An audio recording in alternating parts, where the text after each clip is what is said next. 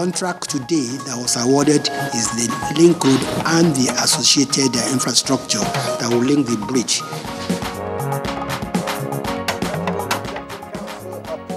More funds for critical road infrastructure in the southeast zone.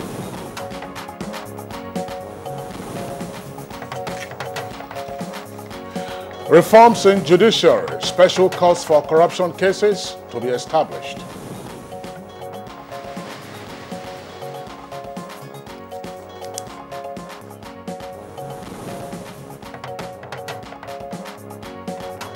All Progressives Congress perfects strategy to clinch Ekiti governorship seat.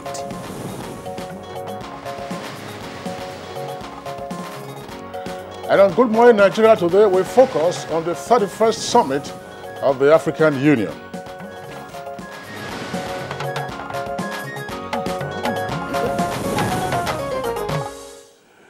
It did not come as a surprise when the African Union appointed President Muhammadu Buhari to lead the continent's campaign against corruption. Of course, Nigerian President Buhari has become synonymous, as it were, with fighting corruption, and the continent's leaders chose him to be the champion of the anti-corruption agenda of the AU. And that's a decision that is already paying dividend, going by the reports from the just concluded 31st African Union Summit in Nouakchott, Mauritania. That's right, Kingsley, because the summit coming 6 months after the 30th ordinary session of the Assembly of Heads of State and Government of the African Union, which had the theme, Winning the Fight Against Corruption, a Sustainable Path to Africa's Transformation, provided a platform to assess the efforts. And the just concluded Mauritania Summit also had as its theme, Sustaining the Fight Against Corruption, a Path to Africa's Development. Now, this theme again emphasizes the importance the AU places on anti-corruption, to have it as it were, focal point in 2 consecutive summits of heads of state and government. You're on spot, Kingsley. President Buhari, after presentation of his report, sought for a debate where each country made contribution on its approach to the cause. It was indeed a robust debate which revealed a lot about the continent's collective resolve to end the cankerworm of corruption, which has often been identified as a causative factor of stagnation and underdevelopment on the continent. And at the end of the debate, a consensus was built amongst member nations that a common and unified approach to repatriation of looted funds from destination countries to individual African countries should be adopted. It was also agreed that a unified or block approach to stopping the movement of illicit funds as well as money laundering from the continent to other parts of the world should be adopted. So what are the ways from the AU summit? Why is the continent now bent on eradicating corruption? Who should be involved in the efforts? Where will the continent go from here? How will the success of the Buhari-led anti-corruption efforts be consolidated? Well, those are some of the questions we'll be posing to our guests in the course of our discussion segment on Good Morning Nigeria today. My name is Kingsley Osadolo, and I welcome you to the program, reaching you as always live on the network service of Africa's largest television network. That's the Nigerian Television Authority. We're right here at the Abuja headquarters studios. And I am Kirian Umair, thanking you also for joining us on this edition of Good Morning Nigeria. And traditionally, our companion segments are on timeline for presentation, and they include newspaper review, business, sports, foreign, and entertainment news. First, let's take news highlights with Tessie Bisang. Hello, Tessie. Hello, Kirian and Kingsley. Thanks for joining us. Good morning. More than 217 billion naira is to be expended by the federal government in the provision of critical roads infrastructure in the southeastern part of the country, including the second Niger Bridge project. The Federal Executive Council gave the approval at its weekly meeting presided over by President Muhammadu Buhari. State House correspondent Adamu Sambo reports that approval has been granted for some gas pipelines and mineral exploration projects. Just linking Anambra and Delta states. But if you remember, the project was conceived by the last administration under a PPP arrangement which failed. And that is why the federal government had to take over this contract, and so far I think over 14 billion naira had been paid to contractors handling the bridge. But the contract today that was awarded is the link road and the associated infrastructure that will link the bridge. Meanwhile, President Muhammadu Buhari has restated the resolve of his administration to remain not only focused but irrevocably committed to the recovery of the nation's assets stolen, diverted, or misappropriated by those entrusted with public trust. Speaking to newsmen after an audience with his Namibian counterpart, the president announced plans to establish special courts for corruption cases as part of the ongoing reorganization in the nation's judiciary. Reorganizing the judiciary, we are going to dedicate some judges to deal with corruption cases and try to put forward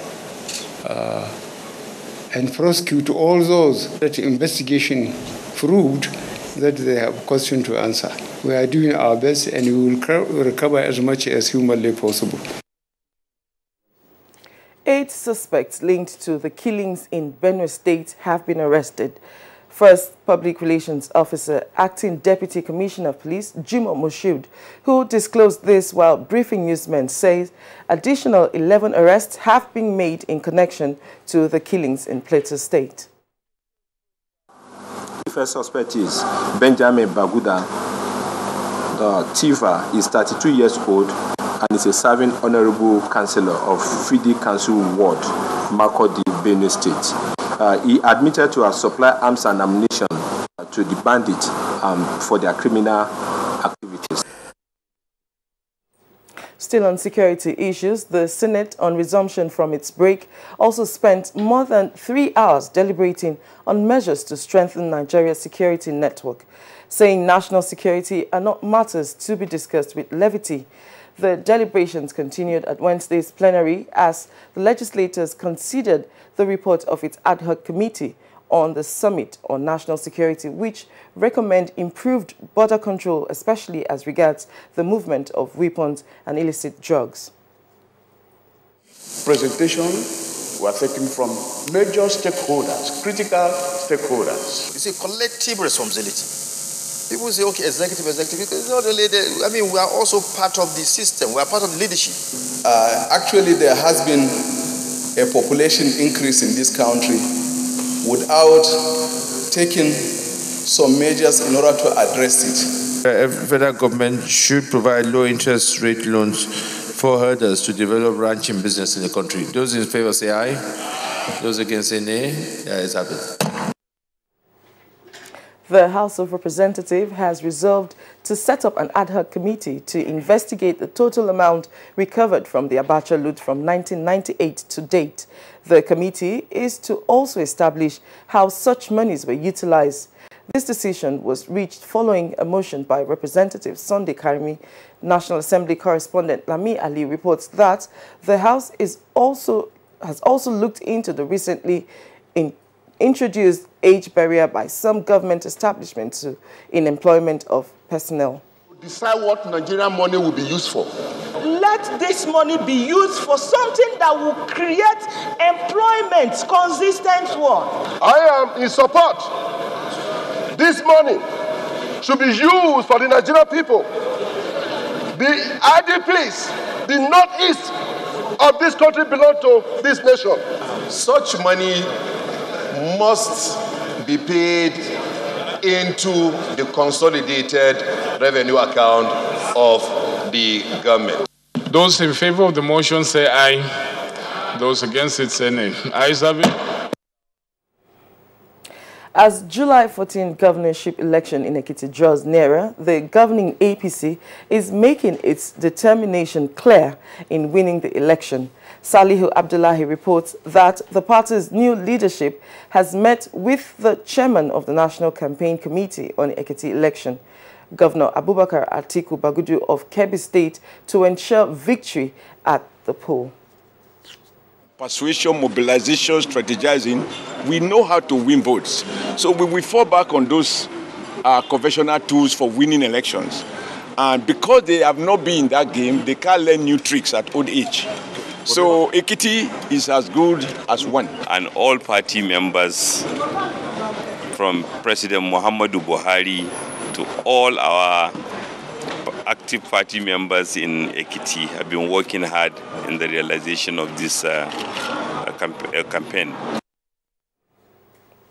And that's it on the news for now. Good Morning Nigeria continues with Kingsley and Kieran after the break. Stay with us. Unemployment, notably youth unemployment, features strongly in our party's manifesto. We intend to attack the problem frontally through revival of agriculture.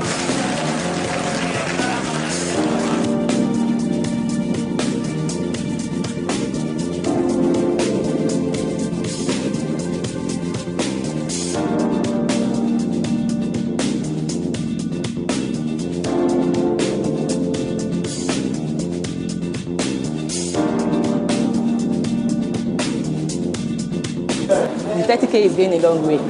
Actually, I bought an acre of land for 60K like 2012, and presently I have a cassava farm and a yam farm.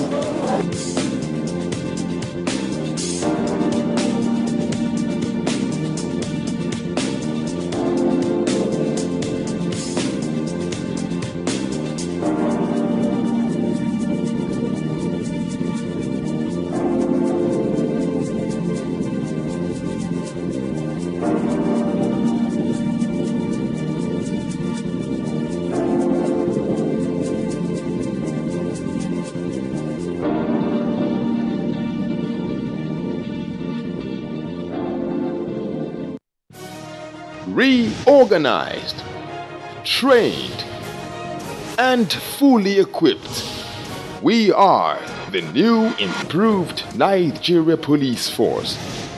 We fight crime, we bust syndicates. Whatever the crime, wherever the hideout, the Nigeria Police Force will get you busted.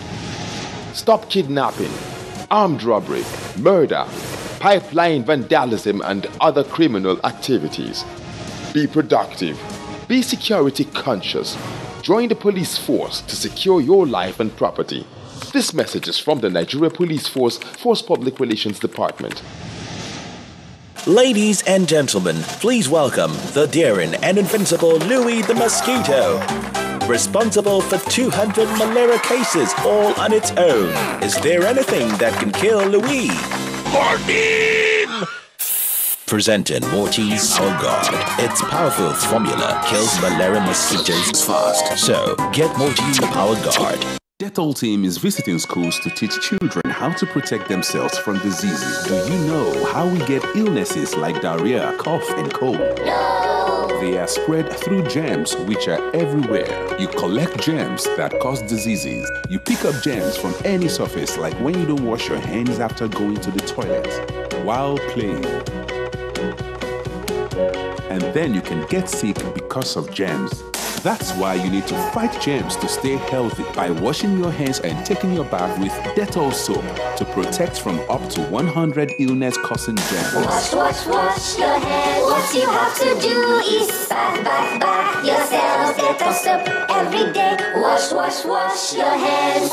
The Nigerian broadcast sector is evolving. Operators, including cameramen and photographers, require new skills and techniques to churn out world-class productions. A unique opportunity is open to all. NTA TV College Jos is organizing a 4-week intensive short course in camera operation techniques aimed at enhancing the professional skills of cameramen and photographers, practicing and freshers. Date 16th July to 10th August 2018. Another 4-week intensive short course in photojournalism and photography holds 13th August to 7th September 2018. Venue for both courses is the TV College premises, NTA TV College, Rayfield, Jos. Fee 100,000 naira per participant. Accommodation inclusive. For more inquiries, contact us on 0806 980 9807 and 0703 660 71 1155 TV College, Jos, training you to be the best you want to be.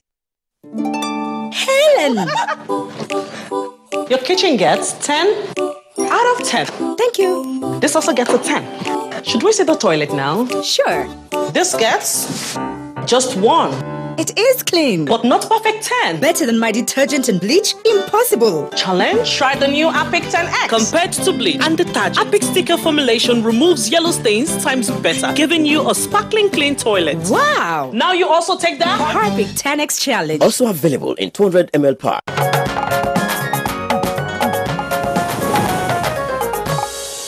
If you just joined us, this is Good Morning Nigeria on the network service of the NTA. Central Bank of Nigeria injects $200 million into interbank foreign exchange market. That's on Business News.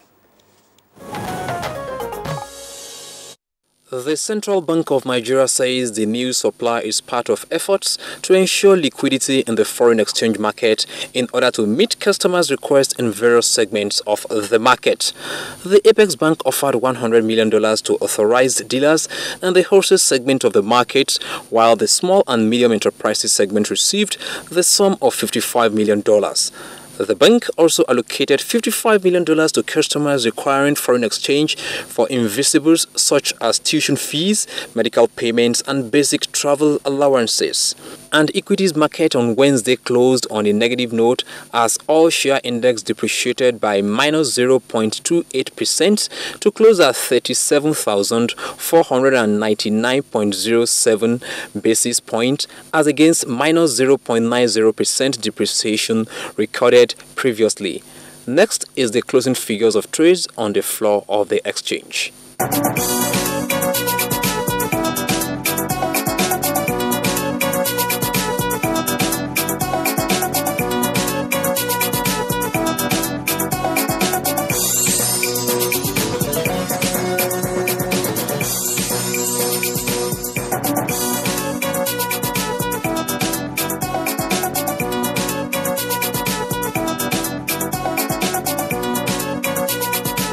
In another development, United States officials say Ivory Coast will in 2023 be the first country in the world to host a biomass power generation plant fueled by cocoa production waste.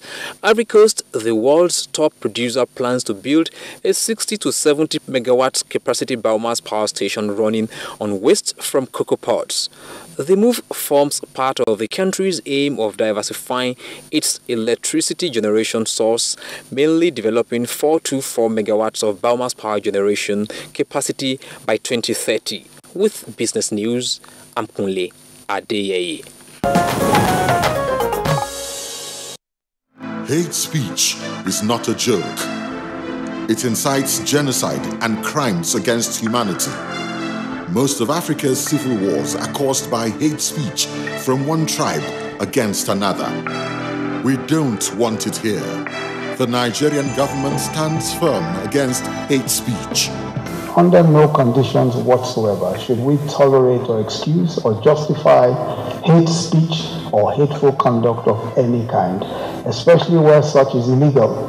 There is no doubt that the resurgent push for separatism, as well as the rising cases of ethnic and religious disharmony, are all traceable to the growing phenomenon of hate speech.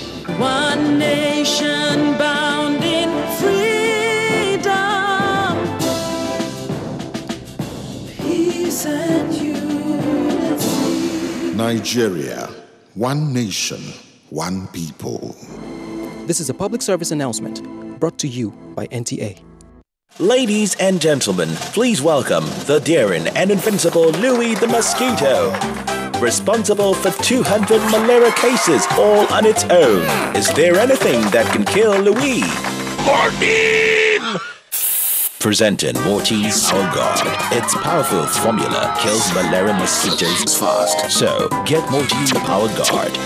Kehinde suffers from indigestion. His twin Taiyi suffers from heartburn. Sometimes it's the other way around, or both. That's why they use Gaviscon Double Action. It soothes within 3 minutes and lasts for up to 4 hours. For double relief from heartburn and indigestion, Gaviscon Double Action. Winning in hot and dry conditions is hard. Causes the body to sweat, which attracts germs that are easily passed from one person to another. What keeps you so cool, man? Dettol Cool combines Dettol's protection and an invincible icy feel. For super cool confidence, use Dettol Cool. Dettol soap is now also available for 100 naira only.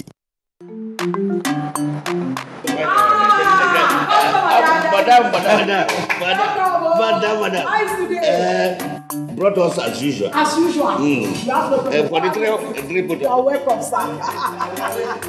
As usual, yeah. You take that one. You take that one. You don't understand? We want Nigerian homegrown rice. Finish. You don't have. Join the rice revolution today. No other rice that tastes like Nigerian rice. Are you sorry? That's the Nigerian rice we are talking about.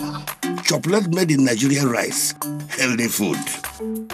I'm going to bring Mrs. Mom to come to chocolate rice made in Nigeria here.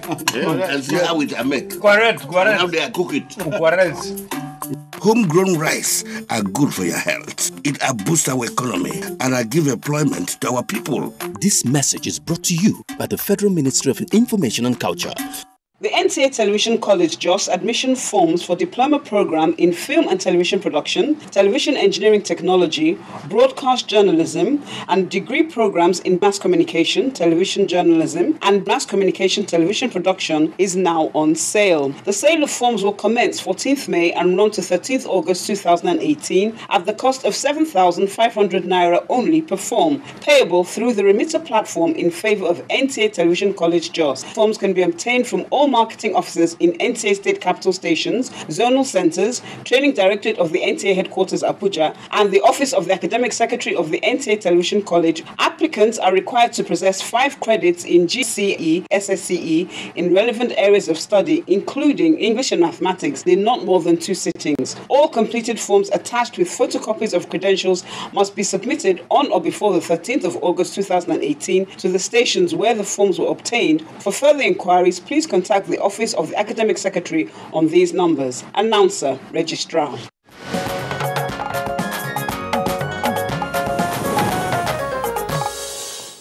Our focus on today's edition of Good Morning Nigeria is the just concluded 31st AU Summit in Mauritania. And we'll now take off with this background report put together by Makud Simon Macham.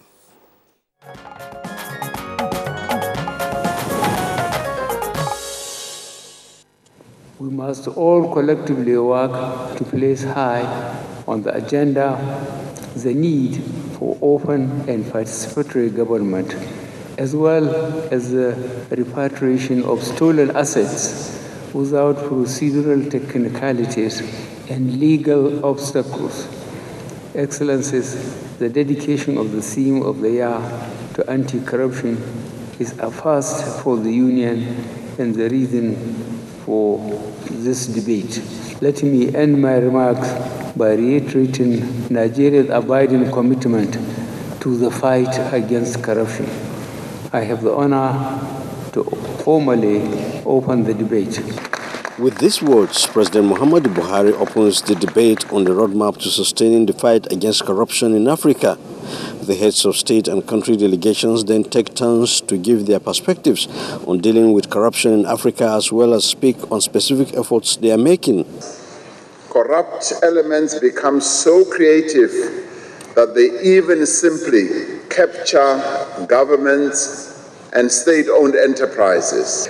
That charge of witch hunting will no longer be available. And we believe that that is a very important step that we're having to take to make sure that the principle of equality before the law in Ghana is truly made meaningful. It is better for Africa to speak with one voice regarding return of assets. All this tie up to the fact that there is need for peer review, collaboration and intelligence sharing among member nations. So he's really energized the continent and got everybody very passionate about this. And this is precisely what a champion is supposed to do. So you can see why they decided to make him the champion, and his charisma, and what we're now seeing is that he's really a global icon. And Mr. President has succeeded through the process of African Union in establishing a common front, speaking with a common voice relating to the repatriation of the looted assets and bringing about programs and processes that will eventually not only lead to the repatriation of the looted assets, but indeed ensuring the prevention of corruption in governance generally. From the presentations by quite a number of them, you find that there is a holistic approach to us handling the issue of corruption. And what is most impressive is the fact that our president, Muhammadu Buhari, was the one that presented the theme of the conference. That to me is something exciting, is something that we Nigerians should own this war against corruption. I believe it has to do with the language of corruption, the way we even describe corruption. Because once you use the word corruption, it looks distant. People don't understand the relationship between the act and its impact on you as a person. It looks like, just another activity by someone else. But if you explain corruption as theft, that is somebody else taking what belongs to you, then perhaps that narrative, it will change the narrative of corruption. And with the coming of the president to Mauritania, a lot of people have seen and heard the efforts made by the Nigerian state and the Nigerian government, and as personified by the president himself. The war on anti-corruption is highly accepted, and a lot of people have begun to understand the dynamics involved in the war against corruption. We must synergize. Synergy, cooperation amongst countries is necessary.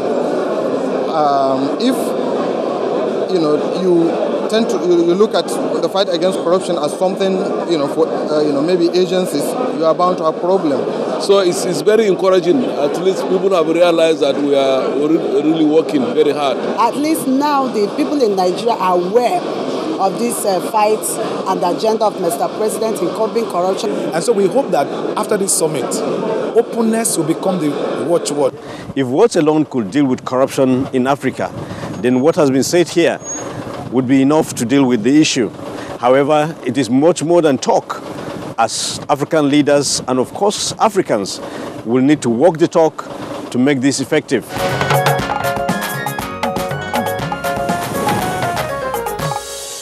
All right, thank you very much, Makul Simon Macham, our correspondent who covered the AU summit just concluded in Mauritania. Now we have with us in the studios to further amplify the issues that were touched on there. That's one of the presidential aides, Mr. Femi Adesina, who is special advisor to the president on media and publicity. He was also at the AU summit. Mr. Adesina, pleasure to have you on Good Morning Nigeria. Thank you. Good morning. All right. And then also here with us on the program is, of course, a familiar face on Good Morning Nigeria, is Professor Abdullahi Shehu. Professor Abdullahi Shehu is former Director General, Intergovernmental Action Group Against Money Laundering in West Africa, otherwise known as GIABA. Professor Shehu, pleasure to have you again on Good Morning Nigeria. It's a pleasure to be here. All right. Now, just before we get on with the subject matter of the anti-corruption theme of this year's, of the 31st summit of the AU in Mauritania, we have, as I indicated, Femi Adesina here with us in the studios. We would like to take on an issue that's been trending in the social media. There was a report in one of the papers yesterday, in Vanguard newspaper in particular, with a headline that giving land for ranching is better than death. And the story, of course, was attributed to Mr. Adesina. Mr. Adesina, of course, I'm sure you must have received reports with regard to various reactions to that statement that was attributed to you? Yes. What's going on? I received the reports. I read so many reactions. But one thing I've learned to take in my strides is the slant given to stories by the media. It's my constituency. I won't condemn them wholesale, but I've come to realize that each medium gives the slant that it wants to purvey and portray to the public. That story in itself, the content was not bad, but the headline was alarming. It was alarming because I was on that station being interviewed. It was to review the AU like this, and before it ended, we talked about the contemporary Nigerian situation. And the question came, what has this government done to stop the herders-farmers conflict? And I enumerated them, starting from security to other socio-economic policies, and I mentioned ranching, which was recommended by the National Economic Council. And then the question came, what of people who would not be willing to give up their land? And I said there was no problem there. It's a coalition of the willing. Any state that offers land for ranching, the federal government will take it and use it. But if anyone was not willing, it's not by force. It's clear. I said that. I think the tape will be available for anybody that wants to listen. And then the question came again. How about people who have sentimental attachments to their ancestral lands? I said it is not compulsory that they must give up their lands. But then anybody that has land to give for the sake of peace, so that these killings will stop, should please make the land available. And that was what came under that headline, implying that I said it's either ranching or death. All right, that has been cleared now. At least you have been able to give us a simple and better understood analysis of what you actually said on that day. So let's return to the topic for conversation this morning on Good Morning Nigeria. We were talking about the 31st AU summit that just been concluded in Mauritania, and I'd like us to begin by making an assessment of the overall outing of the African leaders who were there. You were there with Mr. President. We would like to start with you on what actually transpired. How would you assess the entire meeting, considering the contributions of other countries, and of course the President of Nigeria, Muhammadu Buhari, who has now been given an assignment to, of course, head anti-corruption campaign on the continent? Thank you. Yes, I believe it was a very, very good meeting, and of course, Nigeria was at the center of it because our president, having been named champion of the anti-corruption fight for this year by the AU, gave the keynote address, and all the discussions then revolved around the address. There were over 30 presidents there personally. Some of them were represented. There are 55 countries in AU now. Over 30 were there personally, others sent maybe vice presidents and all that. It was a full meeting, very, very good meeting. And one thing that was very significant to me was that because after the president's keynote, many head of states were given the opportunity to speak, 3 minutes each. So we had close to 20, if not more, who spoke. And they all had very good words to say about Nigeria and the anti-corruption effort. It then struck me that a prophet at times is not honored in his own country. From that theater, our president really, really was honored. He was commended every bit of the way for the anti-corruption fight in Nigeria, and many other leaders spoke about how it inspires them in their own countries. There was the information that not less than $50 million is taken out. Would it be 50? Yeah, $50 million. It can be billion. $50 million every year. From $50 billion. $50 billion. Yes, $50 billion taken from Africa every year. Every year. And there was this inscription I saw on a flex banner, which I wrote down. It says, Africa's transformation depends on every resource that is not stolen. Africa's transformation depends on every resource that is not stolen. In other words, if these resources keep filtering out, the continent cannot develop. So the continent has also come to a point of resolution that this sluice tap must be closed. There must be an end to this filtering of resources out of the continent. That was what the president said in his keynote, and that was what the discussion centered around. Yeah, in our background report by our correspondent who also covered the event, we covered the summit because it was a series of events. You saw some African heads of state, the president of Ghana, for instance, the president of South Africa, each of them speaking to aspects of the anti-corruption fight in their respective countries. What were the takeaways from the efforts by these other African countries with regard to what they are doing, if you like, in response to President Buhari's championing of the anti-corruption crusade on the continent? Yes, a number of takeaways.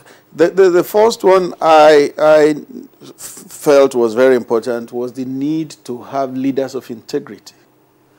A good number of the head of state spoke that if the anti-corruption war will be won in Africa, leaders themselves must be people of integrity. And again, they also spoke about commitment to the anti-corruption war, that African leaders must be committed. In fact, a good number of those leaders also said enough talk had been made on anti-corruption. Action must start. Action must start. And that brings me to something called AFA, which is Africa Forum for Assets Recovery. AFA, Africa Forum for Assets Recovery. They stress the need for African countries to come together and sort of like all the anti-corruption agencies will become like a pressure group, a forum for assets recovery. Our president spoke about legal obstacles in the recovery of assets. So all the anti-corruption agencies will come together and form a pressure group to also press for quick return of assets. Okay, let's come to Professor Abdullahi Shehu, who was the Director General of Intergovernmental Action Group Against Money Laundering in West Africa, for instance. Of course, you may have gathered some experiences, so to speak, with respect to how these corrupt practices are actually perpetuated by people in governance. But what I'm going to ask you is whether you consider as apt the focal point of the 31st AU Summit, which is, of course, is centered on corruption. If yes, now if you monitored also the summit and the events at the summit, what's your own assessment? Well, thank you very much. I didn't monitor the summit, but I watched some clips on the television, especially the speech given by His Excellency President Buhari. I commend him and I commend Nigeria because it is heartwarming to see that your president and your country is being recognized and given an important assignment in the international community. But it goes further than that to suggest that perhaps Nigeria has the greatest problem of corruption. It may be real, it may not be real, but for the fact that we are talking about it means that it's a fundamental problem that we need to address it, and by addressing corruption in Nigeria, there is a hope in the world, and particularly on the continent, that dealing with corruption should begin with Nigeria. And I think from the way the reporter concluded, that is very, very apt, that we have had enough talk, and as the special advisor reiterated, we have had enough talk about corruption. What we need to see now is action and results, and this is very, very critical. And there are many, many approaches we can adopt to that. As he pointed out, yes, it should start with the leaders with integrity, but we need to go beyond integrity. If you have integrity, you must have capacity to implement a robust anti-corruption strategy that it is comprehensive, integrated, and impact-oriented. And once that is done, you can then address the various facets of corruption through different strategies. All right. Professor Shaw, before we get into the strategies, what's your reading of the body language of African leaders now with regard to anti-corruption on the continent? Well, it's the usual saying that we abhor corruption, and nobody will say that corruption is good because of the impact of corruption. But at the same time, corruption is an incipient thing that you hardly see. And often those who are involved do not disclose their involvement. And many times you find a government criticizing the previous government for being corrupt. Later, after the government has gone, you find also the succeeding government criticizing the previous government. So it's like we have created a chain of criticism. We look back rather than looking proactively on how we should prevent corruption from occurring in the first place. And that also is reflected in the application of our law. The criminal law is reactive rather than proactive. Of course, then we have to adopt new strategies that will look at the preventive aspect, very, very important. For African leaders, they have made the commitment, and it is the usual thing that after every 6 months they will meet and make the commitment, palliative statements. Let us see the results at home in what they do.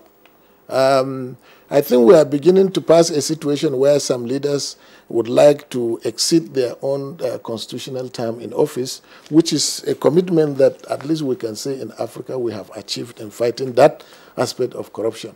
But the other aspect of corruption in managing our resources, we still have some challenges, especially with regard to understanding the legal processes, because the acceptable international standards lay out clear procedures for asset recovery.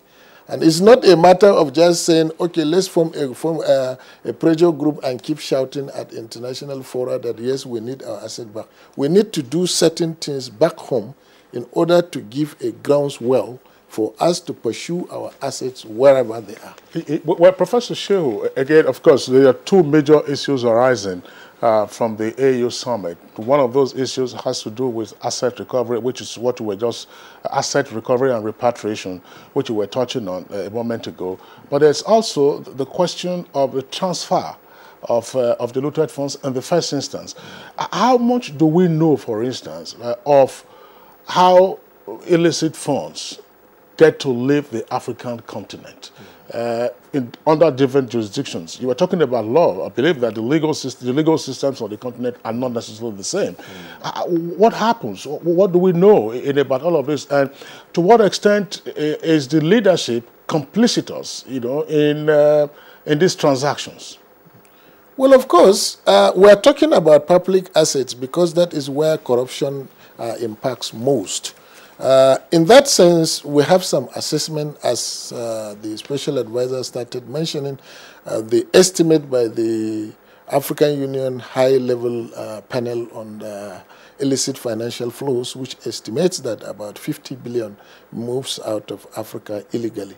Well, it's a significant amount of money.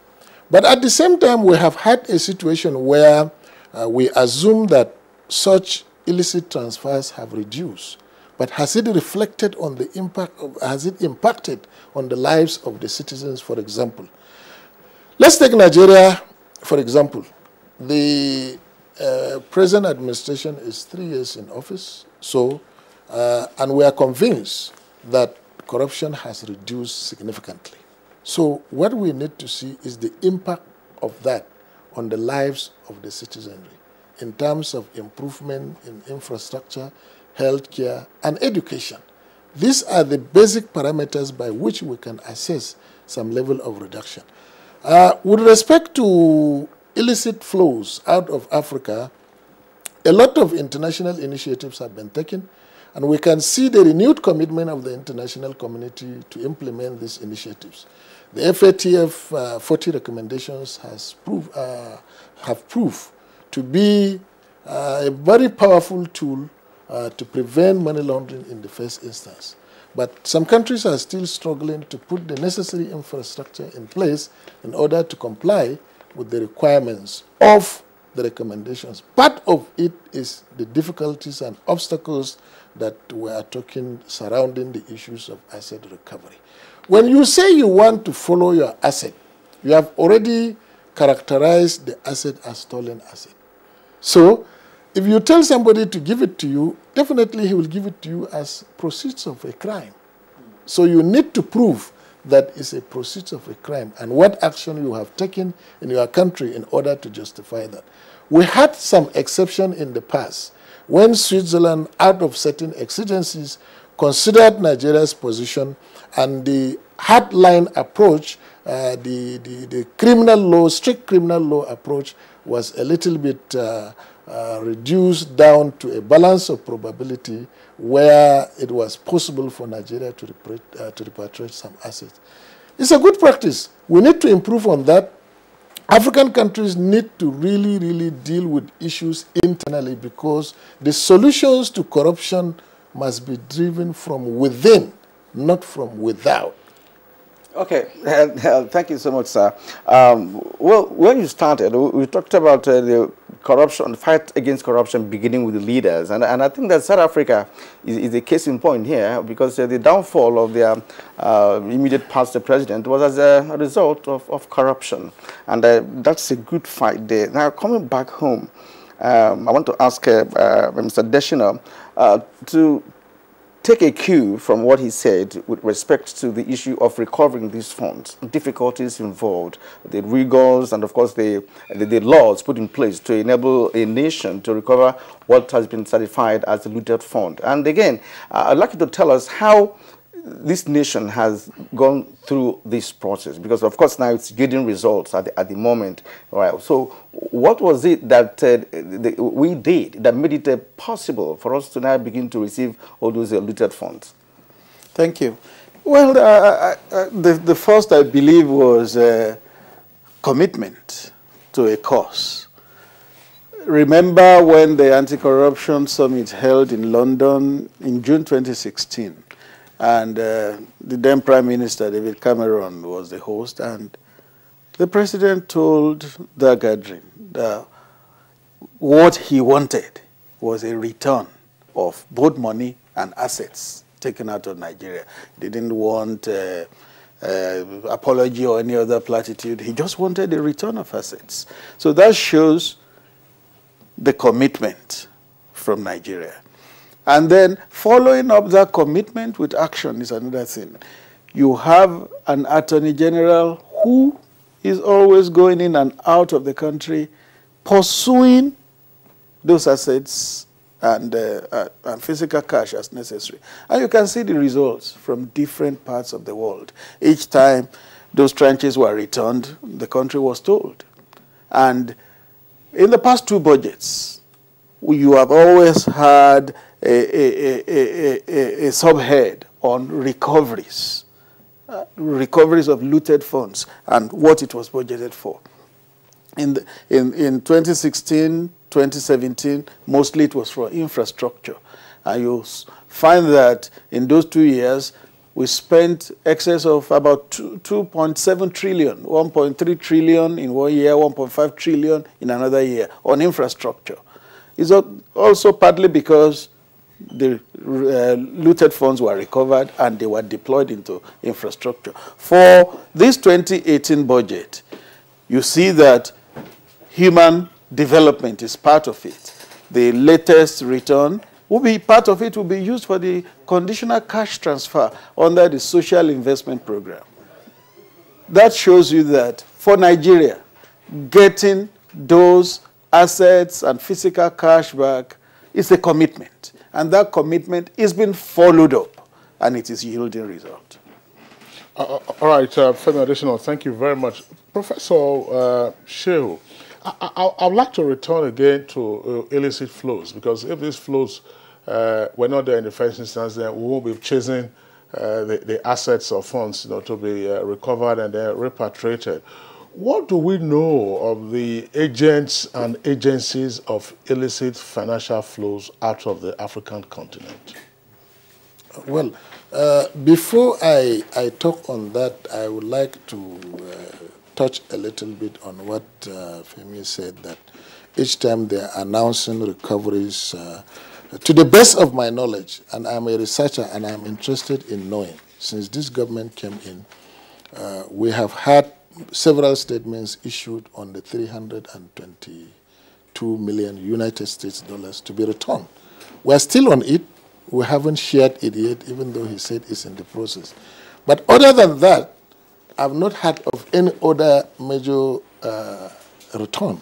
And we need to know, as citizens, what has been returned. It's not to put any government in trial, but let us just put the facts straight so that at least we know that we are making progress. I'm not saying that progress is not made, but we need to know. When you just made a general statement that is being made, it's like trying to inform the public about what they do not know, and we need to know. This is basically something that I just wanted to flash. With regard to the illicit flows... I'm sorry, if you want, Femi, you want to respond to that immediately before he gets... Very legitimate point, and I'll discuss with the Attorney General of the Federation, because I believe between the Attorney General and maybe the Ministry of Finance and Budget and National Development, they will have all the figures. So we may want to go back in time. How much has been recovered over 3 years, and how has it been utilized? I believe Nigerians have the right to know, and I will discuss that. All right, Professor Sho, now back again to the agents and agencies of illicit financial flows out of the African continent. Well, generally, you know that the weaknesses in the system allow people to take advantage and therefore steal public assets. And normally when it is stolen, it's unfortunate that instead of investing the money inside, people take it out. This is a major concern for development and for stability in Africa in general and in particular in Nigeria. But with respect to the intermediaries, we need to also look at, when we say there is a thief, then there should be somebody who is facilitating. So we need to look at the facilitators. Now, despite the international measures and initiatives put in place to regulate illicit financial flows, there are still some weaknesses, and I think that the intermediaries, the financial institutions are doing their best with respect to complying with the acceptable standards to prevent illicit financial flows. The important area of reform, probably as it is being advocated, has to do in the area of asset recovery. But I think we are overflowing the issue on one side. We are telling the world, return this money is our own. Of course, somebody will say, yes, it's our own. How did it come to be in my location? Something must have happened.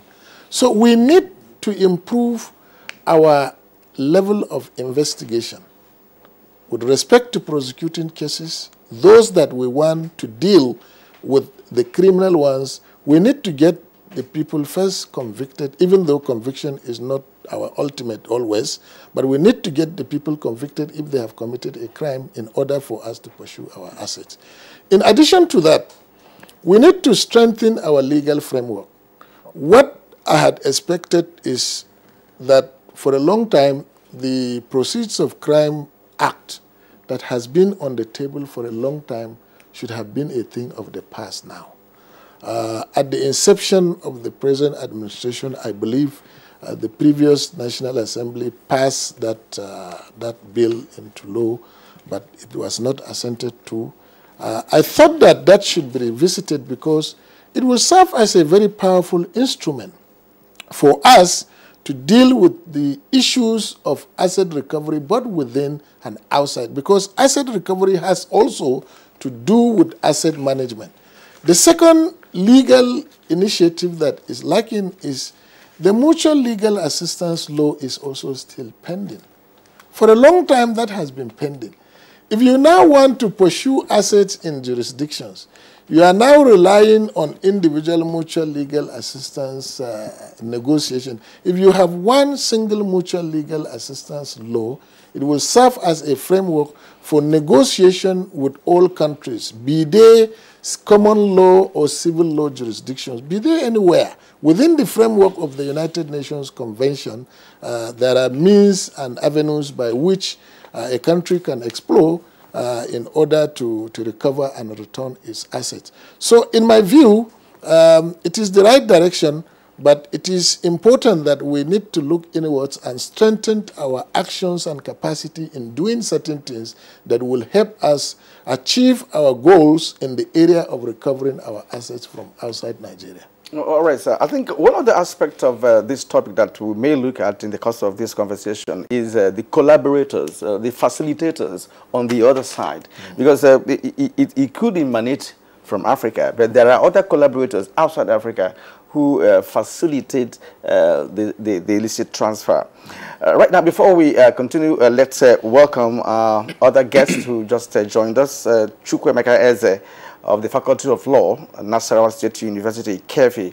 It's nice to have you this morning on Good Morning Nigeria. Thank you. I'm grateful. Okay, now let's go to you straight. We have actually gone deep into this conversation, but we'd like to get your own take on the 31st AU Summit.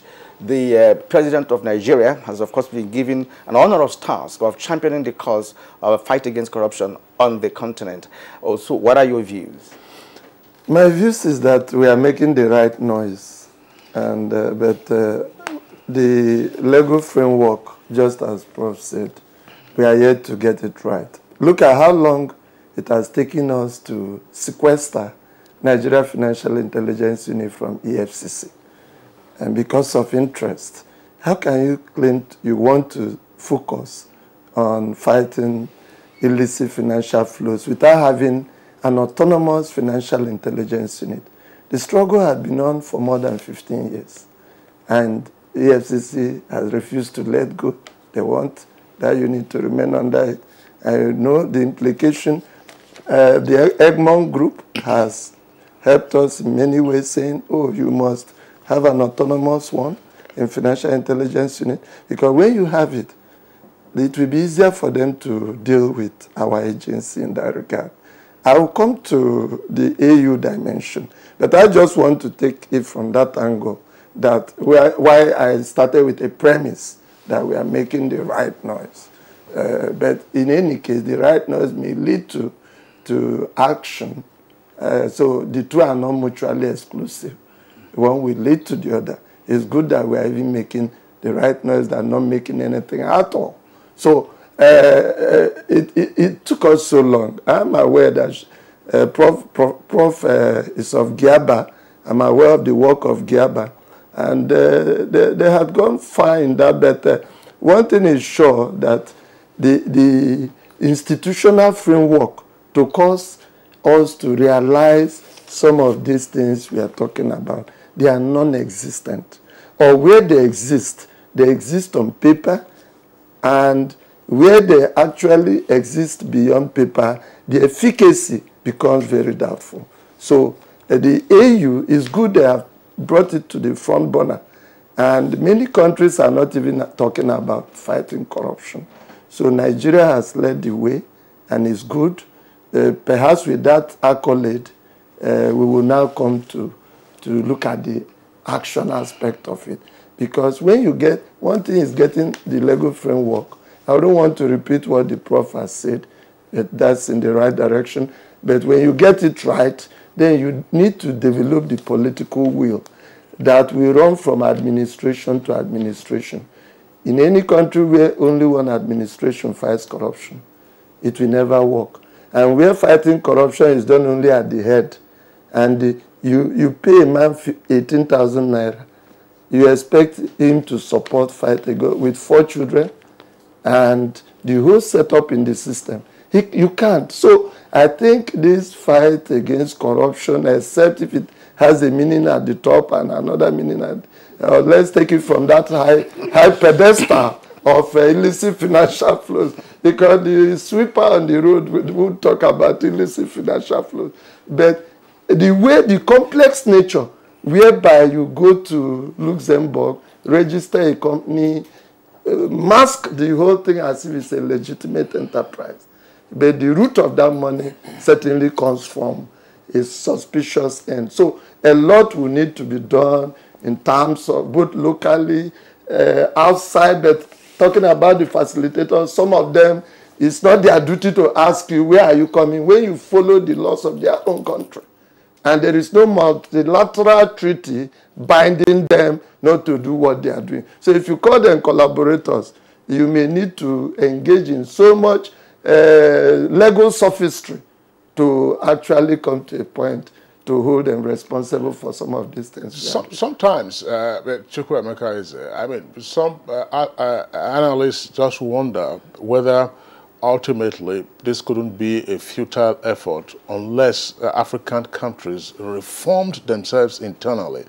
Because out there, if you look at global economic history, you've always had buccaneers, you've always had receivers of looted foreign assets and so on and so forth. And as Professor Shehu indicated, when you bring in looted illicit funds or illicit assets into another country, of course, they will be happy to receive it in the first instance. It's when you want to now take it out that you have challenges. So is it not time for us to now begin to look inwards rather than saying, okay, we have those assets out there, we will chase them, but first stop the flow internally before going out, because nobody's going to play Father Christmas, you know, by helping you return your looted funds. Then you return to the trenches. That the internal stoppage goes with a lot of things. One, we are based on the principles of political economy. You have to get your politics right. Politics of succession. We are yet to get it right in Africa. Okay, the election funding is opaque. So how can a government that would need the same money to contest election not allow its own supporters to engage in illicit flow?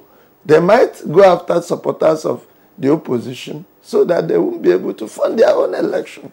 So until we have rule of law across the board, whereby nobody does a thing, or when you do a thing, even if it is found out in 15 years' time, when that regime would have left, that administration, then another administration based on the law of country will effectuate it.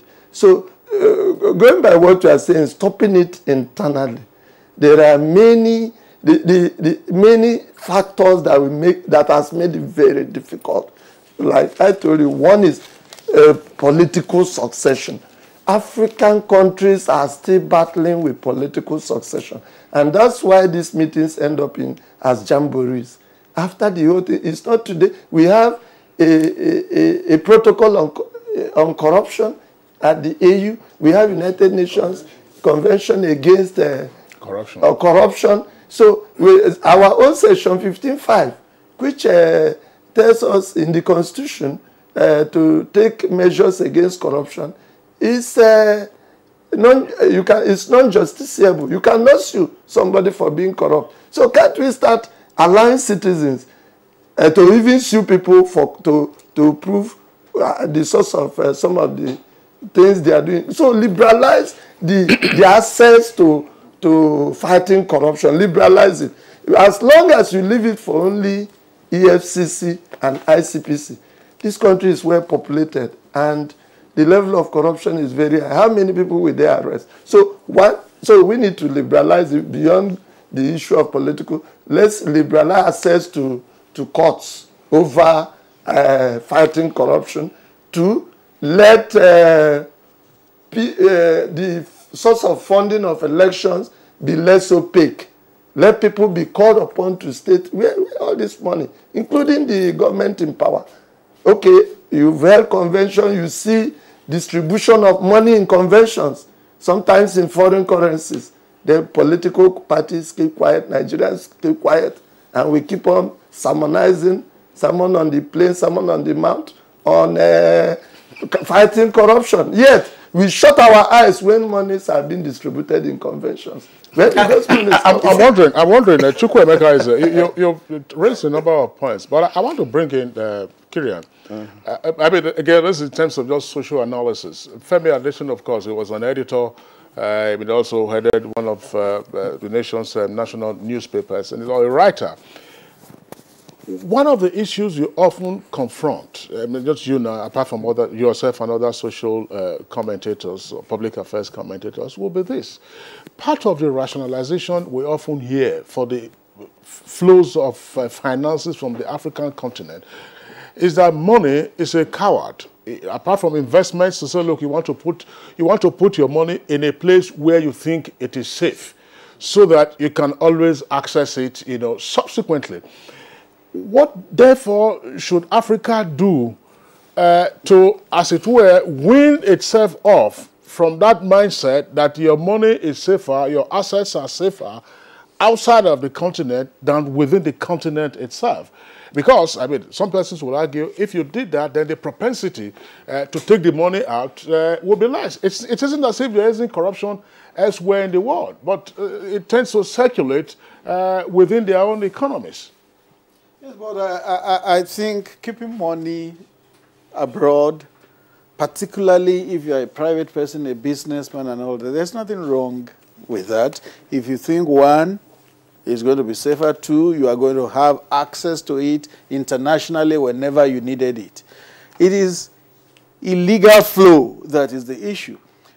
Going to keep money abroad because you want to hide it from the authorities is what is illegal. And I believe that is what African countries should work on, as they have started to do. Mr. Chukwuemeka spoke about all the lip service and all that. But I believe that, you know, the man that went to the moon, when he stepped there, he said it's one small step, but a giant leap for humanity. That small step is being taken now by Africa. It's going to become a giant leap if it continues like this. And talking of succession, so that you don't have a government that emphasizes probity and accountability today, another one comes tomorrow and torpedoes everything and charts its own course. The people need to have a buy-in into anti-corruption. Anti-corruption must include the people. For instance, I think it's going to be very difficult for Nigeria to vote a government that will tell us that stealing is not corruption again. It's going to be difficult from the strides we are taking. We know what happened in the Ghanaian election. The fact that the incoming president promised to fight corruption made a difference in that election. And it's happening in many other countries. The Convention on Anti-Corruption in Africa, 40 countries have signed now. So that gives us just 15 to go. I think Africa is making that. It's a gradual thing. Okay. Just as a follow-up, that is an important question when you were asking about solution to this. Let the assets not flow. That is very, very fundamental. And in my view, the solution is good governance. And good governance should be clearly defined. What are the real indices of good governance? We pretend that we are providing good governance based on our own myopic understanding of the kind of policies we articulate and implement over time. First, Femi mentioned about involving the people. The government must accept criticism, constructive criticism. You remember that the other government was chased out because there was a strong propaganda machinery in place to expose its weaknesses. Now another chapter has been opened, as he rightly pointed out, that people will be voted on account of their anti-corruption commitments. So it means that the current administrations in Africa will be assessed on the record of achievements in dealing with the problem of corruption. So a second chapter has been opened. From what we saw before, now people will now look at the second aspect, the second page of the book, and then do their assessment. And I hope that they are going to do it in an enlightened way, not with a view of saying, okay, this person belongs to my ethnic group, or I belong to this religion, or whatever. So good governance is very, very important, and the issue of good governance should be clearly defined. That includes building institutions.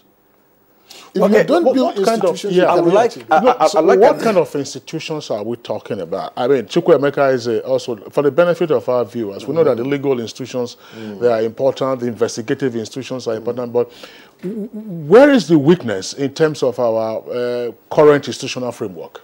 Well, the weakness, in my view, is that I could see a situation where Nigerians overwhelmingly voted a government with the high expectation that the first priority to begin with will be in the area of anti-corruption reform. What did we expect? We expected immediately within 3 to 6 months, there should be a strategic reform of the instruments of fighting corruption. What do I mean by that? Look at the heads of the respective agencies, both preventive and enforcement. Until today, there is no substantive leadership in any of the anti-corruption agencies. They're either acting or no headship at all. Secondly, we need certain legislation that will improve the effort to deal with the problems we're having. As I mentioned earlier on, in the area of asset recovery, in the area of mutual legal assistance, in the area of strengthening institutions to carry out effective oversight functions. So we need to institutionalize the fight against corruption beyond individuals coming to see it as I have been given opportunity. I want to popularize myself so that I am seen to be working or I am not working. You need to create systems that even if you are in a place, the place is working, if you leave, the system should work without encumbrance. Somebody should not come and say, okay, well, I'm now the boss. So the way you have been doing it is not proper. We must change it, do it in my own way. This is not proper. So that is what I mean by institutionalizing the fight. Right, gentlemen. I'd like to return to Chukwuemeka once more because you raised a number of critical issues in your initial contribution. You talked about autonomous intelligence unit. I'd like you to explain that, when I finish with this question. Another is that the EFCC and, of course, the ICPC, which are the the two institutions in this country that fight corruption, on record, they have made tremendous efforts in ensuring that many Nigerians, including ex-governors, have been nailed or captured, or some are still being prosecuted, as the case may be. It takes a longer time. Now, are you considering what the president said just about 2 days ago with respect to the issue of having special courts where corrupt cases can be handled, or corruption cases can be handled? Because it does seem that it takes a longer time to prosecute a corruption cases, and Nigerians don't tend to believe that the government is doing something in the right direction. That was what Prof is saying, when he mentioned the issue of making sure that the institutions are stable and they have the capacity to handle corruption issues in this country. So in your consideration, do we need to have that autonomous intelligence unit you're talking about, and explain to us what that means? What that means is already known to many members of the public, but strictly speaking, EFCC has different departments. We have SCUMO, Special Control Unit Against Money Laundering. National Advisory Council, I used to be a member of the National Advisory Council Against Money Laundering for non-financial institutions, because we have for financial institutions and we have for non-financial institutions. So, be that as it may, you discover that SCUMO, in all the conferences, they kept on hammering that they are hampered in their financial intelligence investigations because of the bureaucracy, because when you leave everything under EFCC, EFCC will treat financial intelligence investigations just as a unit. So it will also handle other areas. So because of that, if a document needs urgency, then you have to wait for your turn. So from outside the country, we have that organization that has to do with these financial intelligence units. And they have even suspended Nigeria, or tried to suspend Nigeria. They have warned on many occasions, we'll suspend you if you don't have an... And the bill has been at the National Assembly. It has been delayed and delayed because of interdepartmental rivalry. So it is high time, if we really want to monitor illicit financial, they've done a lot of work. We've attended some of their seminars and workshops. But the important thing is that give them that autonomy so that they will surely focus on this. Because if they do, all you need to do is just to tell them, politically exposed person, please, a government can demand, let us have his financial history, both within and outside the country. And they can bring it out from their system and give you. But if they are not autonomous, definitely so many other things will affect it. That is on one side. So on the other side, you look at what Kenya did. We mustn't follow the Kenyan model in fighting corruption.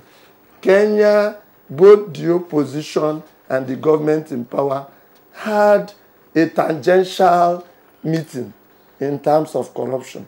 Because a government in power mustn't agree with the opposition on all issues. They were fighting themselves. But they had a situation that the head of the opposition, Raila Odinga, had a meeting with Uhuru Kenyatta.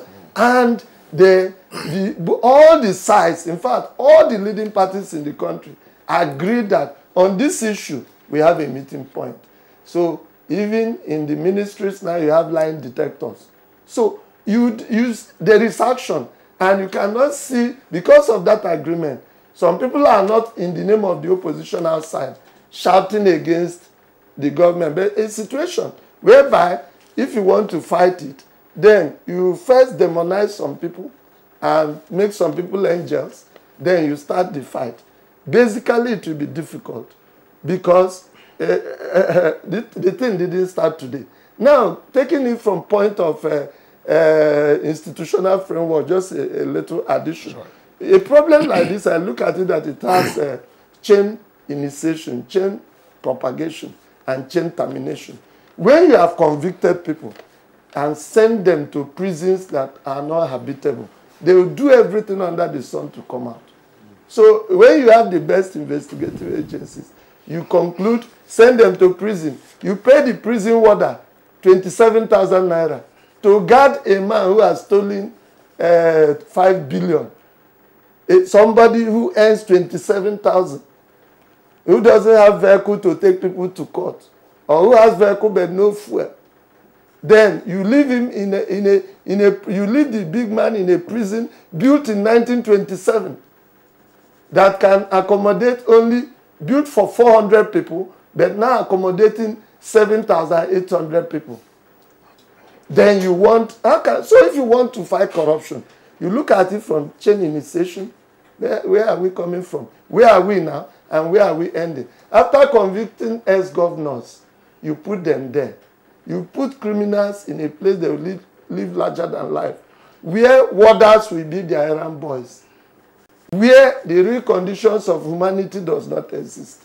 You just want to send people there. So there is really need for total overhauling of the system. People can be happy to go to prison if they are properly handled. Not really happy anyway. But let us humanize, using my own words, humanize conditions for fighting corruption and carry the people along, because this fight is not really mass-oriented. Many people, they are happy when big men are caught. But they too are very corrupt. So you need a system where people will be less corrupt and they can now help in fighting corruption. But I like what you call the policy of the current government, whistleblowing. If it can be sustained and made a law that will last for a very long time, that will be helpful to the country. All right, Chukwuemeka, thank you very much. Gentlemen, we're still continuing with this conversation, but that will be after this short break.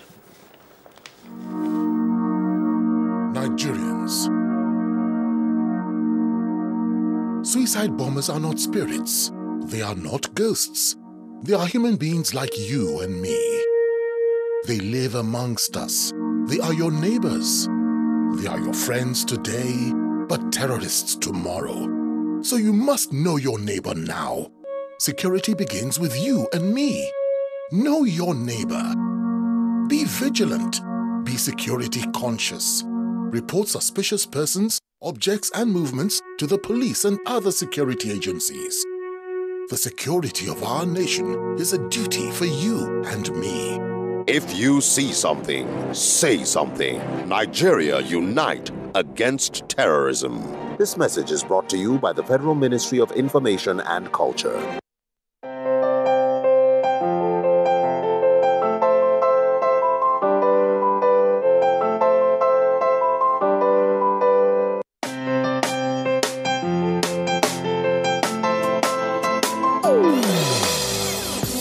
Hear the call of change. Stand up, Nigeria. Change is here and it's going to stay. Change begins with you. Oh yeah, make we go. So let the change begin from within.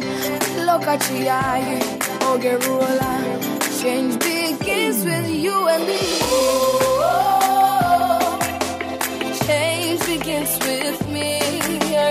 Oh, change begins with me. Oh, change begins with me.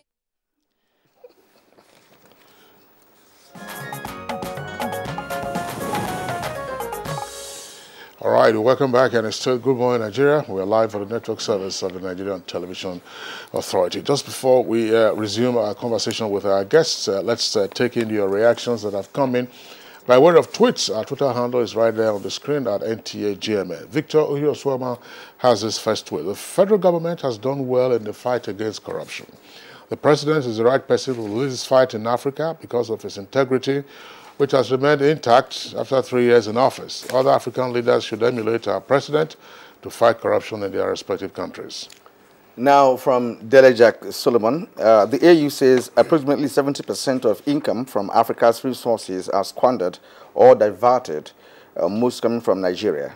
We must nip looters of our resources in the bud. These monies must be recovered and channeled into different defense and security, power and energy, education, health in particular, and economic issues that are the root causes of these vices. However, they must stay on track, particularly Nigeria, to achieve better results against corruption and towards our economic integration.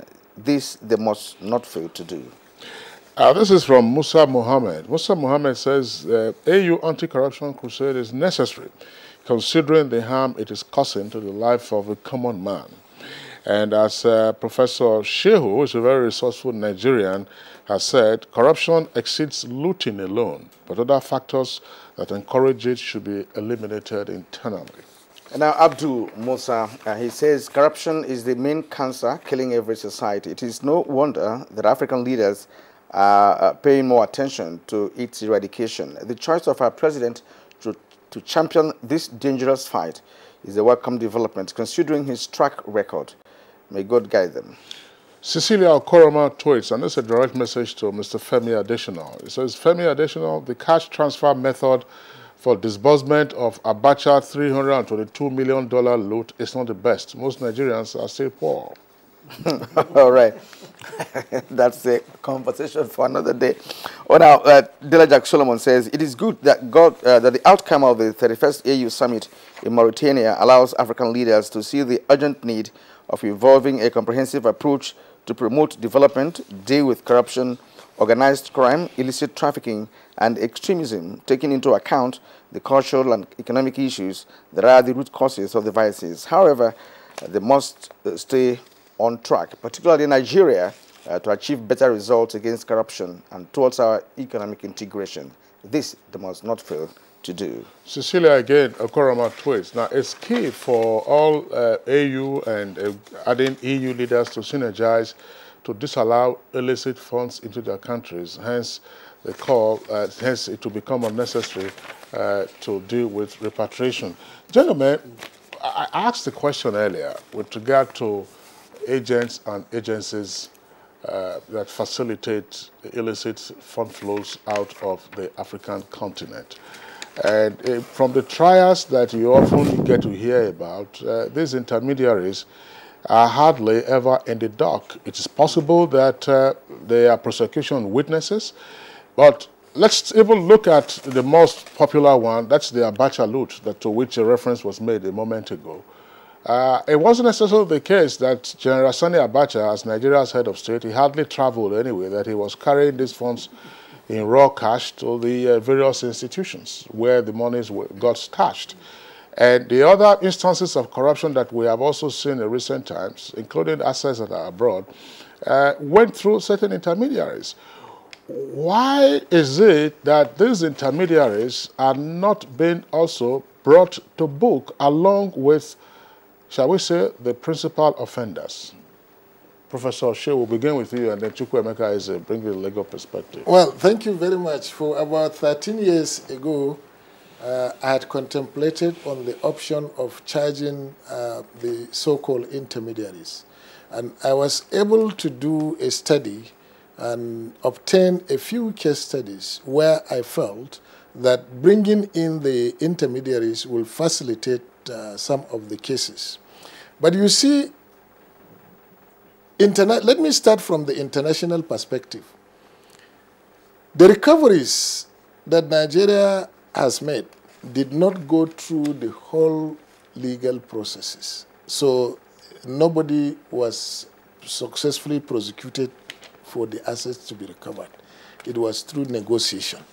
And therefore, it was not possible to charge any intermediary. But I wish to see a situation where you even take the intermediaries to court and say, look, this is what they have done. I think there will be more results in that, particularly in Nigeria, for example. Somebody handled a fund that should have been used for ecological purposes somewhere. And the money was transferred from a government account to a private bank account. Well, at that time, the TSA was not available.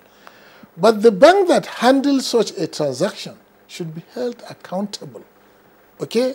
This money was sent to you, and then it was meant for government. It was not in the government account, it was in a private account. Somebody should be responsible.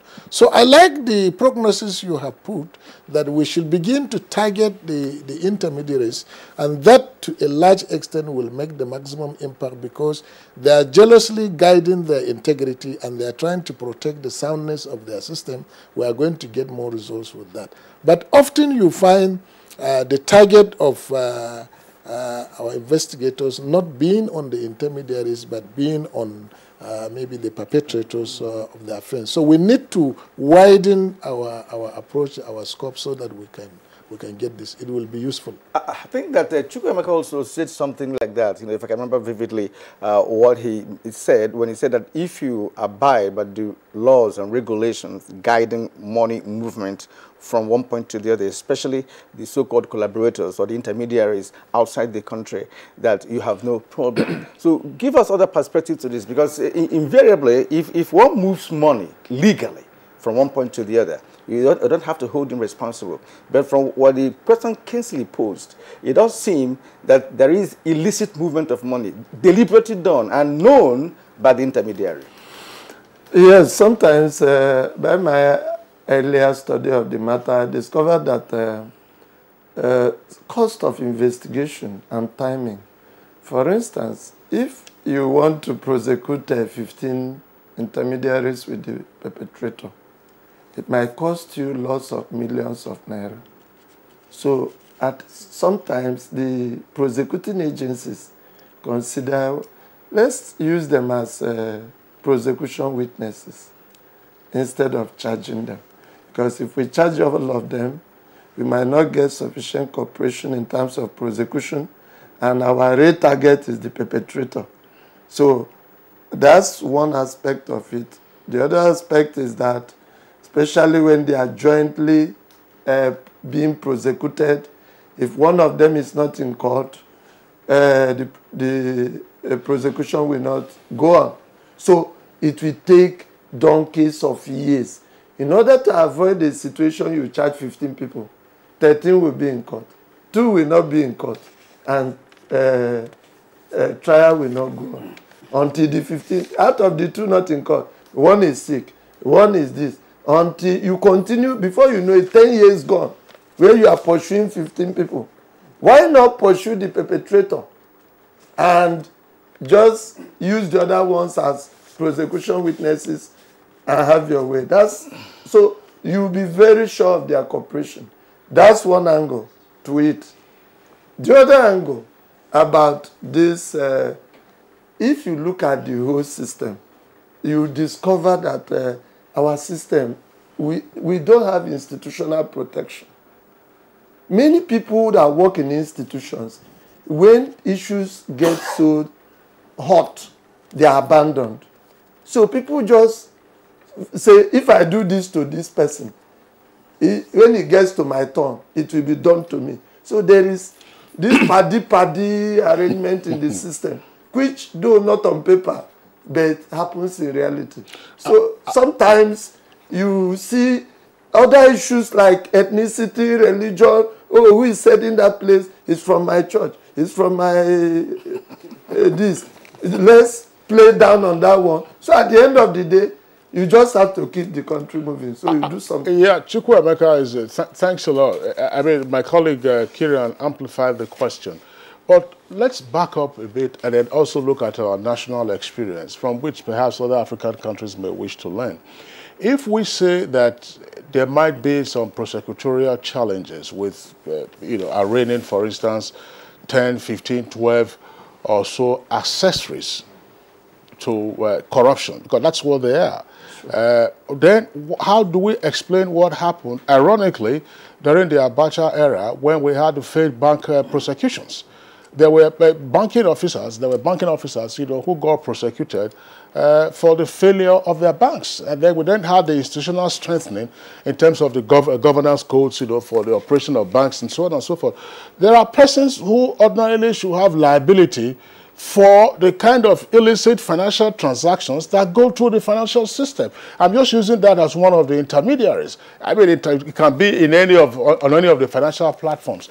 Why don't we just target just a few persons? It wouldn't be all the employees, for instance, of a stockbroking firm. It wouldn't be all the employees, for instance, of a bank. You target a few persons who have responsibility and why this goes on. Let me give you another example. I'm sure we also know, so we can discuss it, gentlemen.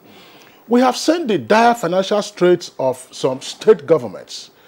And part of what happened lately, there's been a directive that the federal government, of course, will now discourage borrowings by state governments from commercial banks.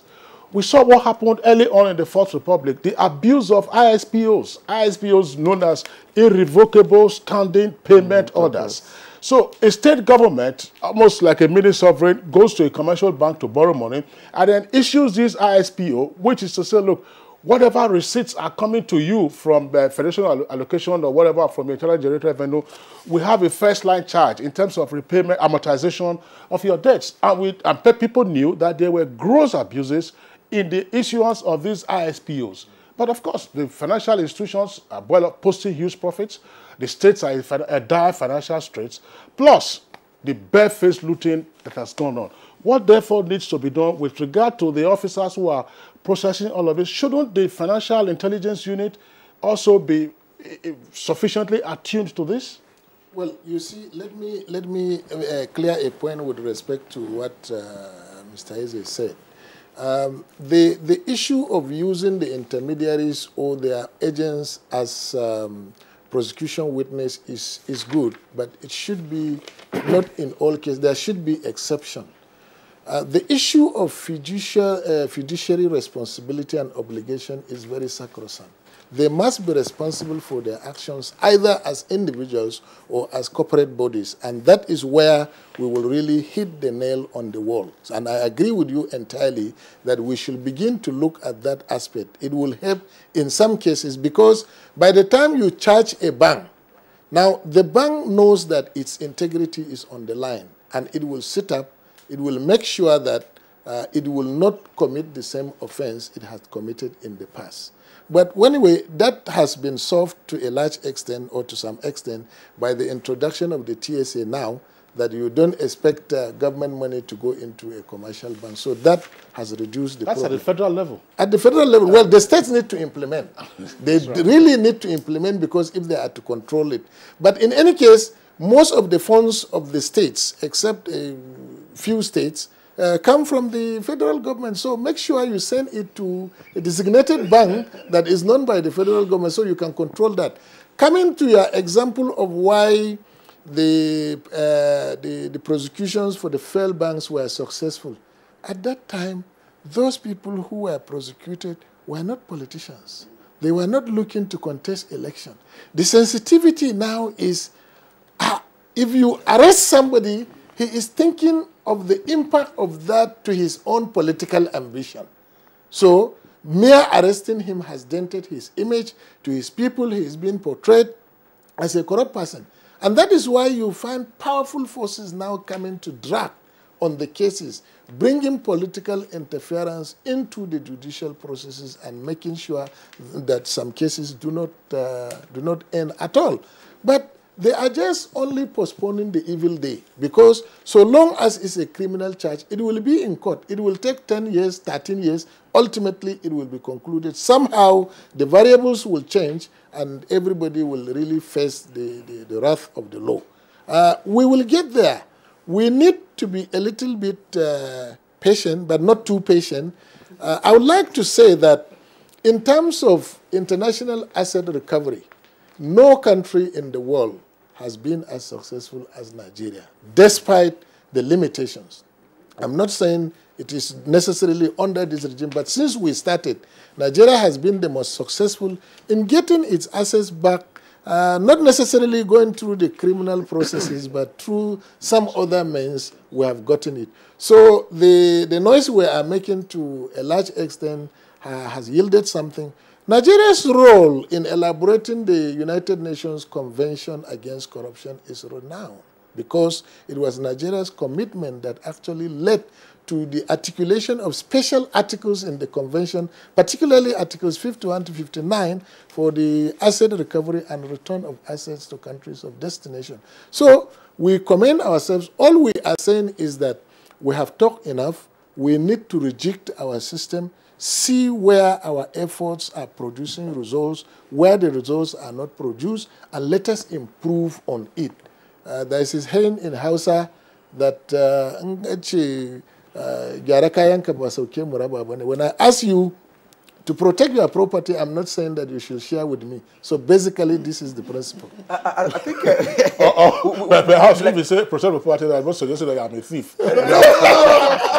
Let's get a very additional view here, because as the situation has presented itself, the challenges of the prosecution process, if we are going to involve the intermediary, could be a Herculean task on this government. Of course, considering what Chukwuemeka has said with respect to the funding of such a prosecution process.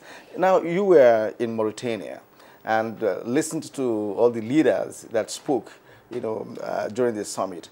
Now, are they thinking towards a way to ensure maybe intergovernment collaboration, a kind of a synergy between the governments of Africa to nail the intermediaries, or to ensure that intermediaries or facilitators do not prosper?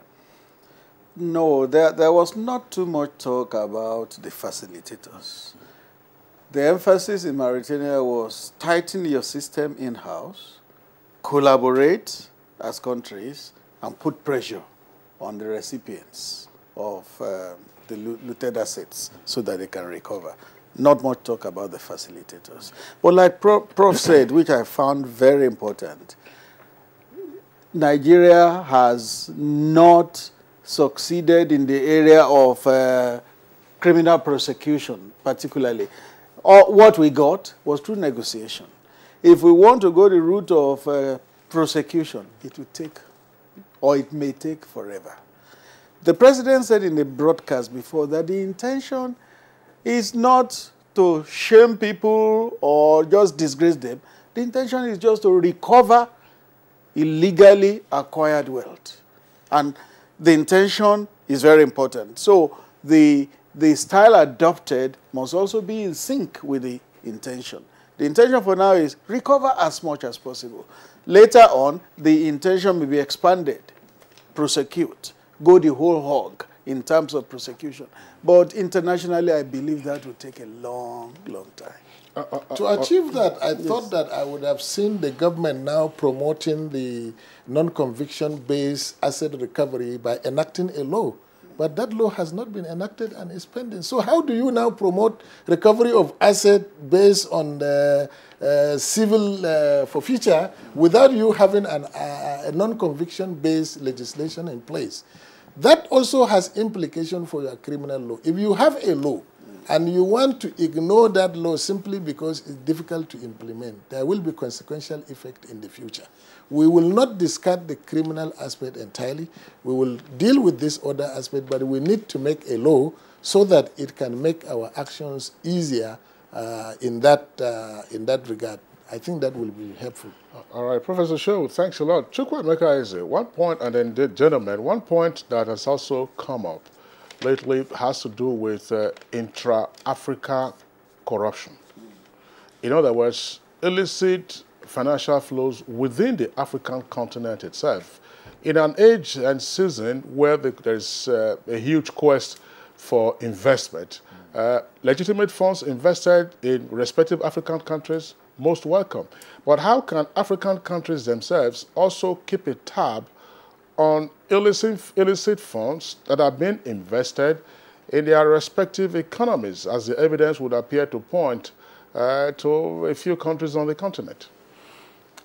The African Union Convention Against Corruption will go a long way in taking care of that. But beyond that, there is already multilateral cooperation of the financial intelligence units. And African countries can leverage on this to solve that problem. When it comes to illicit financial flows, there is less illicit financial flow among African countries. I regard that as horizontal flow. There is more of vertical flows from African countries to Europe, mainly Europe, or out to the West. Let me use West generally. So the reason being that how many Africans, apart from South Africa, who want to take their monies from Nigeria to Gabon and keep large sums of, because the legal process in Gabon may not entitle you to do certain things which you can do in the West. In the West, flow of information, you can just Google and you get a lot of information. If you want to do that with respect to a fellow African country, it might be difficult. So what I'm trying to say, and what I'm saying in essence, is that there is less illicit financial flow within African countries. And when you look at the AU perspective, from what Femi said, you will see they put more pressure. If you look at this pressure, they are looking at West. They are not looking at fellow African countries. Because that's what I call that vertical flow. That is the heavy flow. But there is also the horizontal flow. Yes, you have them investing in all kinds of things. I agree. There are all kinds of assets. You know, some of them are receiving these things now. Professor Shehu, isn't that? I mean, it is true.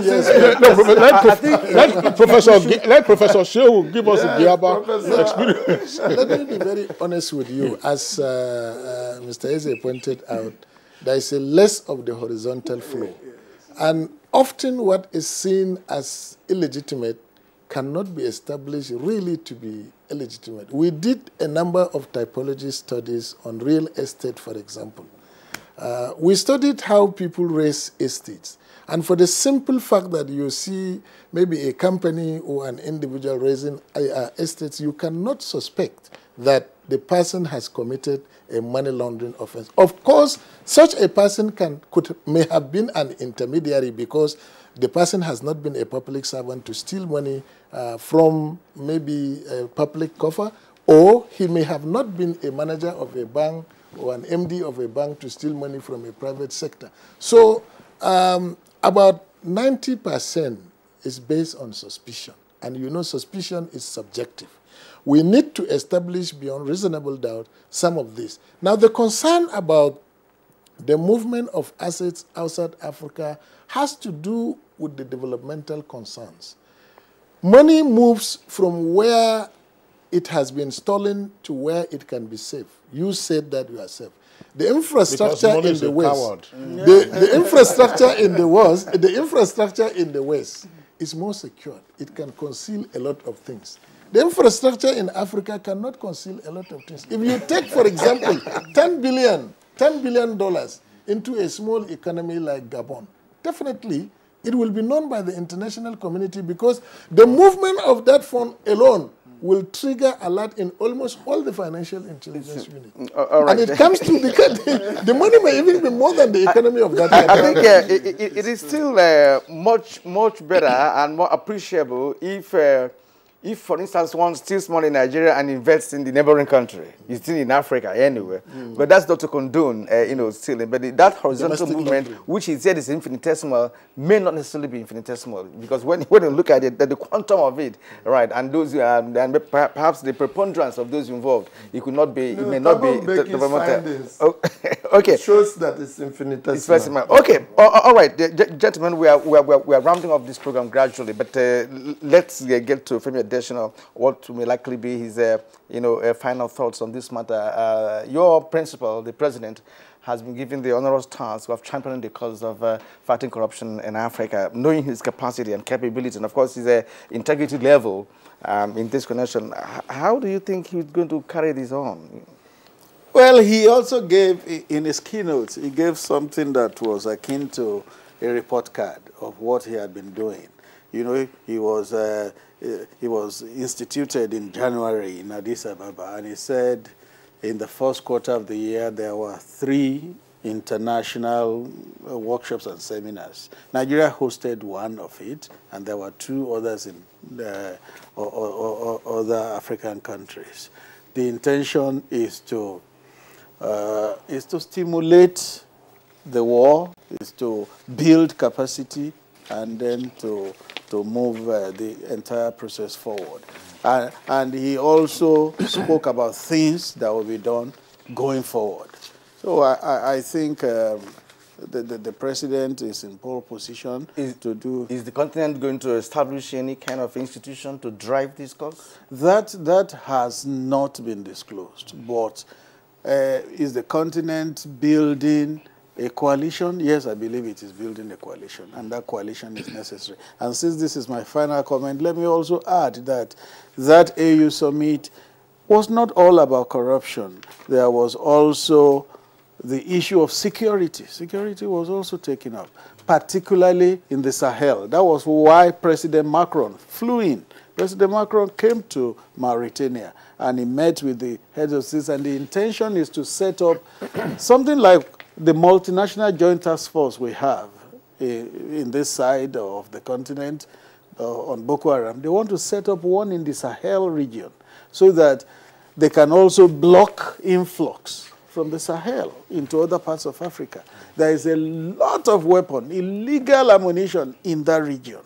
And they're planning to set up a multinational joint task force, which will be of benefit to us. Several times the president himself has spoken about influx of gunmen from the Sahel into Nigeria. Some of them were confronted during fights with Boko Haram. They are not Nigerians, but they were fighting on the side of Boko Haram. So that kind of multinational joint task force for the Sahel region will help the entire continent.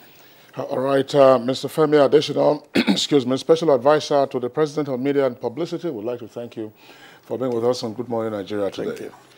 Appreciation also to Chukwuemeka Eze of the Faculty of Law, Nasarawa State University in Kefi. Thanks a lot for being around. Thank you. And appreciation to Professor Abdullahi Shehu, former DG of GIABA, that's the anti-money laundering agency in West Africa. Professor Shehu, always a delight having you on Good Morning Nigeria. Thank you. It's a pleasure.